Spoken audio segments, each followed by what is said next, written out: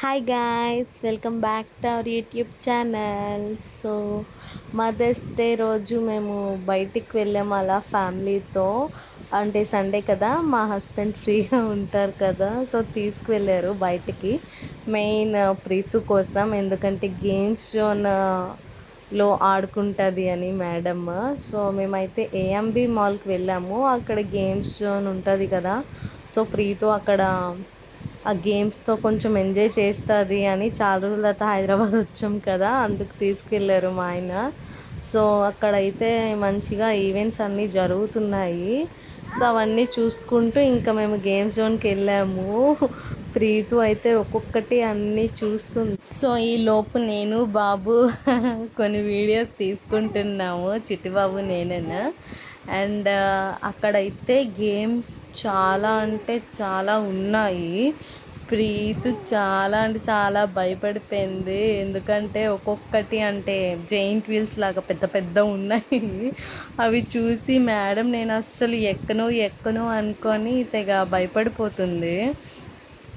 మేము అలాగ కొంచెం తిరుగుతూ కొంచెం అలా కూర్చుంటున్నాము. సో ప్రీతుకి లోపమే వాళ్ళ డాడీ కార్ ఎక్కించారనమాట. అక్కడ ఇలా ఉంటుంది కదా, చిన్నపిల్లలకి కార్ ఎక్కించి తిప్పుతారు కదా, రౌండ్స్ వేస్తారు కదా, సో అది చేసింది మేడమ్.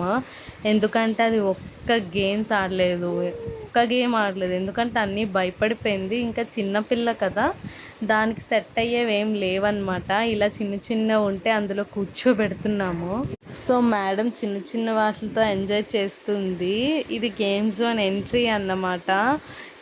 స్టార్టింగ్లోనే పెద్దవాళ్ళ గేమ్స్ అవన్నీ ఉన్నాయి. సో నాకే భయం అవి ఎక్కాలి అంటే.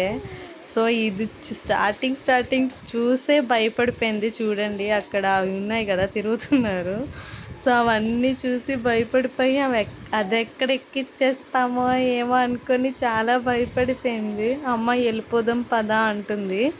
ఇంకా అలా కొంచెం ముందుకెళ్ళాము, ముందు కూడా సేమ్ అలానే ఉన్నాయి.